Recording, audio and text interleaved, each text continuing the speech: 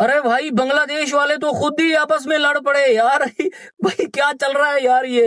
भाई कल बांग्लादेश के ओपनर बल्लेबाज तमीम इकबाल ने एक इंटरव्यू में बोला कि भाई बांग्लादेश क्रिकेट बोर्ड को सोच समझ के फैसला करना चाहिए 26 के T20 वर्ल्ड कप को लेके, क्योंकि हमें जो पैसा मिलता है ना बांग्लादेश क्रिकेट बोर्ड को, वो 99% जो पेमेंट आती है ना वो आईसीसी से हमें मिलती है।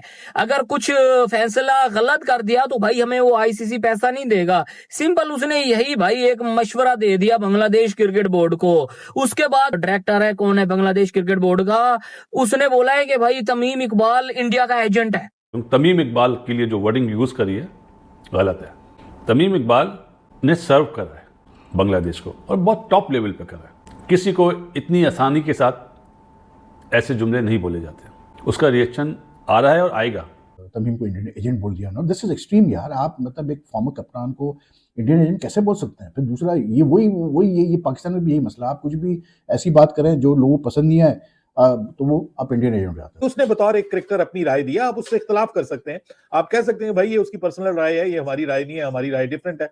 ये कहना कि जी तुम गद्दार हो, वो यार बहुत बड़ा नाम है बांग्लादेश क्रिकेट का। जो तमीम इकबाल है, ठीक है उन्होंने ये बात बोली है, लेकिन उन्होंने कोई ऐसी बात नहीं बोली कि उनकी राय है कि प्रेफरेंस होनी चाहिए, लेकिन ऐसी कोई बड़ी बात नहीं है। उन्होंने कोई ऐसी बात भी नहीं कर दी थी जिसपे आप उनको ये कह दो रिक्शा का पहिया चुराने वाली कौम, तुम बचोगे कहां पे? मर जाओगे तुम। तमीम इकबाल ने समझाया, क्योंकि खुद बांग्लादेशी है। वो तो हिंदू नहीं है ना, इनको तो हिंदुओं से नफरत है ना। तो उसने तो इनको समझाया कि भाई आप क्यों फालतू के पंगे ले रहे हो। आराम से अगर मुस्तफिजुर रहमान को उन्होंने आईपीएल से निकाल दिया था, उसका वर्ल्ड कप से कोई लेना देना नहीं था, तो आप क्यों पंगे ले रहे हो फालतू के? उन्होंने बांग्लादेशियों ने पता क्या बोला कि तमीम इकबाल जो इतने साल खेला उनके लिए, वो हिंदुस्तान का एजेंट है। He is talking like Indian agent. इतना दिमाग खराब हो गया उनका बांग्लादेशियों का। भाई ये बिल्कुल पाकिस्तान का एक जो होता है ना पुअर मैन्स पाकिस्तान। अब बताओ पाकिस्तान वैसे ही कटपुंजी चपड़गंजू, उसका भी पुअर मैन वर्जन होगा तो क्या होगा? उसको तो फिर ठुड्डा ही पड़ेंगे। ऐसे ही बोल दिया भाई। और उसके बाद भाई फिर बांग्लादेश के बहुत सारे क्रिकेटर 8-10 आगे प्रेस कॉन्फ्रेंस में प्रोटेस्ट करने के लिए कि भाई आपने कैसे उस बंदे को तमीम इकबाल को इंडिया का एजेंट बना दिया। उसने तो आपको भाई मशवरा दिया था, आपने उसकी इंसल्ट की, आप उससे माफी मांगो। ब्रो मतलब काम खराब हो गया। ये तो भाई आपस में ही लड़ पड़े यार। ये चीज अभी मैंने बांग्लादेश में देखी है, जो आज स्टेटमेंट आए तमीम के लिए गलत है। ऐसा नहीं बोलना चाहिए। आपको अगर टॉप लेवल पे अगर आप पॉलिटिक्स में हैं तो इस तरह के बयान नहीं देने चाहिए कि आप किसी प्लेयर को गद्दार बोल दें ना, ऐसा नहीं होना चाहिए। कल आईसीसी जवाब देगा बांग्लादेश क्रिकेट बोर्ड को, जो उन्होंने दूसरा लेटर लिखा है ना। क्या बांग्लादेश के सारे मैचेस कलकत्ता में हो जाएंगे? क्या बांग्लादेश को आईसीसी मना पाएगा, या फिर बांग्लादेश अड़ा रहेगा कि नहीं हम श्रीलंका खेलेंगे? क्योंकि आज उनके कुछ लोगों ने जो टॉप लेवल के हैं उनकी तरफ से भी स्टेटमेंट आए कि क्रिकेट को खेल ही रहना चाहिए, क्रिकेट में सियासत नहीं होनी चाहिए। तो ये बड़ा अजीब वो है। चलिए बांग्लादेश क्रिकेट के साथ भी यही हो रहा है। बांग्लादेश क्रिकेट में भी यही हुआ कि जब वो मुस्तफिजुर रहमान वाला केस हुआ तो उनके स्पोर्ट्स मिनिस्टर ने जिस तरह रिएक्ट किया और फिर मतलब थ्रेट कर दिया कि जी हम तो नहीं खेलेंगे वर्ल्ड कप में अगर हमारे मैचेस इंडिया में हो वगैरह वगैरह करके, तो that now snowballed into a major issue. अब मसला ये है कि बांग्लादेश गवर्नमेंट के ऑफिशियल्स की तरफ से, और क्योंकि बांग्लादेश में cricket board is very much under the influence of the government, तो अब वो इतने स्टेटमेंट दे चुके हैं कि उसके वापसी का कोई रास्ता नजर नहीं आ रहा उनको। ठीक, अब उसमें फिर जो है ना, अब जो मतलब तमीम इकबाल है साबिक कप्तान और ओपनर, उसने आज कल कोई फंक्शन था वहाँ चट्टगांव में, वहाँ उसने बात की, तो उसने बात बिल्कुल ठीक की। उसने कुछ गलत बात नहीं की। उसने कहा कि भाई बांग्लादेश क्रिकेट बोर्ड, मुझे नहीं पता क्या चल रहा है बिहाइंड द सीन्स, लेकिन मैं इतना कहूँगा कि बांग्लादेश क्रिकेट बोर्ड के जो ऑफिशियल्स वगैरह है उन सबको ये देखना पड़ेगा कि they have to look at the future of Bangladesh cricket and they have to मतलब कीप दिस इन माइंड कि हमारी ज़्यादातर सर्वाइवल जो फाइनेंशियल सर्वाइवल जो होती है वो आईसीसी के फंड्स पे होती है, और जल्दबाजी में कोई डिसीजन नहीं लेना चाहिए और डायलॉग के थ्रू ये मसला हल करना चाहिए। और उसने एक बहुत अच्छी बात की। उसने कहा कि यार पब्लिक पॉस्चरिंग जो होती है ना, ये आप पहले डिस्कशंस करें इंटरनली, आप कोशिश करेंगे मसले हल हो, और अगर नहीं मसले हल होते हैं फिर आप पब्लिक पॉस्चरिंग करेंगे। लेकिन पहले से जब आप पब्लिक पॉस्चरिंग करते हैं without even discussing things properly, तो फिर वो मसले खड़े हो जाते हैं। अब क्या हुआ जी, उसने ये बोला तो बुरा लगा जी। बांग्लादेश के कुछ मतलब क्रिकेट बोर्ड के ऑफिस, कोई नजमुल हसन है डायरेक्टर, उसने उसको तमीम को इंडियन एजेंट बोल दिया ना, दिस इज एक्सट्रीम यार। आप मतलब एक फॉर्मर कप्तान को इंडियन एजेंट कैसे बोल सकते हैं? फिर दूसरा ये वही पाकिस्तान में भी यही मसला। आप कुछ भी ऐसी बात करें जो लोगों को पसंद नहीं आए तो वो आप इंडियन एजेंट हो जाते हैं। तो ये अजीब ही एक तीनों मुल्कों का ये सिलसिला है। लेकिन ये है कि बहरहाल जो करंट प्लेयर्स हैं उन्होंने अपॉलॉजी डिमांड की है। उन्होंने काफ़ी लोडेड है उस बंदे को जो बांग्लादेश क्रिकेट बोर्ड का डायरेक्टर है कि भाई आपने कैसे बोला उसको ट्रेटर, और क्यों क्रिटिसाइज कर रहा है, उसने क्या गलत बात की है।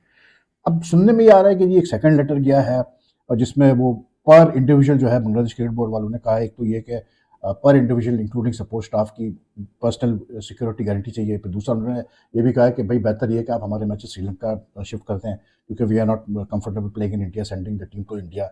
Now this has become a political issue basically. It's not a cricket issue anymore, but it's a political issue. But it's a situation जहाँ से वापस आना बड़ा मुश्किल लग रहा है बांग्लादेश क्रिकेट बोर्ड के लिए। देखिए बांग्लादेश, मैं पिछली वीडियो में मैंने कहा था कि बांग्लादेश क्रिकेट बोर्ड की पोजीशन, बांग्लादेश क्रिकेट की पोजीशन डिफरेंट है। यू कांट से कि जी जो पाकिस्तान की पोजीशन है वो बांग्लादेश की है, जो श्रीलंका की है वो बांग्लादेश की है। बांग्लादेश क्रिकेट बोर्ड इतना भी इवॉल्व ही नहीं हुआ है, टू बी वेरी ऑनेस्ट। लेकिन Bangladesh cricket board has got itself into a mess, I will be honest. मुझे तो यही असेसमेंट है कि खेलेंगे, जाहिर सी बात है खेलना पड़ेगा, वही है फेस सेविंग के लिए कि जी फला करो और सिक्योरिटी दो और ये करो, इसी तरह करके कुछ मसले का हल निकाले। इसलिए क्योंकि अभी आप चेंज कर, बांग्लादेश के लिए तो कम से कम आई नो आईसीसी नहीं चेंज करेगा अपना शेड्यूल, लेट्स बी ऑनेस्ट। दुनिया में इतनी बुरी पॉपुलिज्म की एक लहर आ चुकी है कि भाई आप जरा सा पॉपुलर ओपिनियन के अगेंस्ट बात करें कहीं पर भी तो आपको हद्दार, देशद्रोही और अपने राइवल कंट्री का एजेंट कह दिया जाता है। तो भाई इस बार इन सब की जद में आया है बांग्लादेश क्रिकेट बोर्ड, उनकी तरफ से जो शेमफुल, हम डायरेक्ट कंडेम करेंगे भाई। तो तमीम इकबाल तो बहरहाल एक बड़े क्रिकेटर हैं, एक्स क्रिकेटर हैं और बांग्लादेश क्रिकेट इंटरनेशनल क्रिकेट के लिए बड़ी सर्विसेज हैं, अच्छे जेंटलमैन हैं। तो उन्होंने इस सारे मामले पे अपनी राय का इजहार दिया है। उन्होंने कहा भाई ये जहलत करेंगे अगर आईसीसी के साथ पंगा लेंगे, हमारी 90% रेवेन्यू आईसीसी से आता है। मुद्दा ये है कि उन्होंने कहा बांग्लादेश बोर्ड ठीक नहीं कर रहा। उस पर बांग्लादेश क्रिकेट बोर्ड के एक डायरेक्टर ने उन्हें सीधा सीधा हद्दार बोल दिया, बाहर भाई इंडियन एजेंट बोल दिया। ये कितनी शर्मनाक बात है। अब यहाँ पे तमीम इकबाल को जो है वो देशद्रोही करार दे दिया गया है और उनको कहा गया है कि ये जो है ये गद्दार हैं, इन्होंने ये बात की है कि जी इंडिया से जो है वो आईसीसी से ताल्लुकात ठीक रखने हैं और ये इंडिया जाना चाहिए, बांग्लादेश की टीम को आईसीसी से ताल्लुकात नहीं बिगाड़ने चाहिए। आपकी राय है, आप इख्तलाफ कीजिए किसी की भी राय का, लेकिन ये जो देशद्रोही होने के, गद्दार होने के जो सर्टिफिकेट है ना, ये कहीं भी बांटे जाते हैं, पाकिस्तान में बांटे जाते हैं, बांग्लादेश में ये गलत है, ये नहीं होना चाहिए। राय अपनी कायम करें, उसके ऊपर कोई इख्तलाफ करे तो इख्तलाफ करे, कोई प्रॉब्लम नहीं है, आप ना माने उसकी बात को, लेकिन उसको हक हासिल है कि वो बात करे, जो उसके दिल में आता है उसको वो बात करने की पूरी इजाजत होनी चाहिए। और मेरे ख्याल में उसने ठीक बात की है कि ऑब्वियसली बांग्लादेश क्रिकेट बोर्ड को बांग्लादेश की गवर्नमेंट फीड नहीं करती, पैसे गवर्नमेंट नहीं देती बांग्लादेश क्रिकेट बोर्ड को।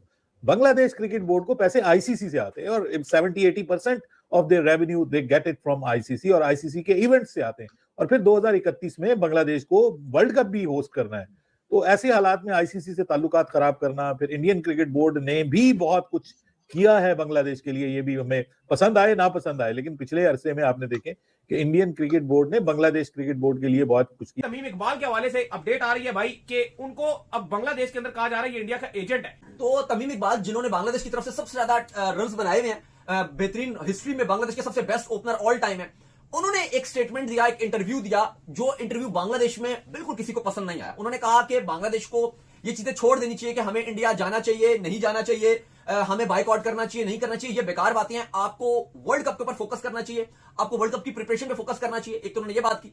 फिर उन्होंने कहा कि बांग्लादेश क्रिकेट बोर्ड का 90% जो रेवेन्यू है जो क्रिकेट बोर्ड बनाता है वो आईसीसी से बनाता है, और अगर आप वर्ल्ड कप खेलने नहीं जाते तो आपका वो आईसीसी का जो रेवेन्यू है वो फ्यूचर में कटौती होगी और आप आइसोलेट होगे, तो आपको बड़ा नुकसान होगा। ठीक है, आप अपनी बात मनाइए, लेकिन अगर बात नहीं मानी जाती, आप खामोशी से वर्ल्ड कप खेलने जाइए और अपना काम कीजिए। अब इस बात पे बांग्लादेश के जो मिनिस्टर्स हैं, एक दो, उनको बहुत गुस्सा आया। उन्होंने कहा कि ये एक भारतीय एजेंट है, इंडियन एजेंट है, और उस पर उन्होंने क्रिटिसाइज भी किया, जिस पर बहुत सारे बांग्लादेश के जो फैंस हैं वो उनके हक के लिए खड़े हो गए और उन्होंने कहा कि आप उनको ऐसे इंडियन एजेंट नहीं बुला सकते। साहब बीसीसीआई ने आज मीटिंग बुलाई हुई थी मुंबई में, जावेदजीत साइकिया के अंडर काफी बड़े बड़े एक्स क्रिकेटर्स को भी बुलाया गया था, बीसीसीआई के जो गवर्नर्स, बोर्ड ऑफ गवर्नर्स है वो भी थे, और भी बहुत टॉपिक थे। लेकिन इस हवाले से भी बात की जा रही थी कि जो बांग्लादेश फैसला करने के लिए जा रहा है कि हमारे वर्ल्ड कप के मैचेस यहां पर नहीं होने चाहिए, इस हवाले से बीसीसीआई इंटरनल प्रॉपर इसके हवाले से बात कर रहा है और उसके बाद फैसला करेगा कि हमारा मौकफ क्या होगा इस सारे मामले में।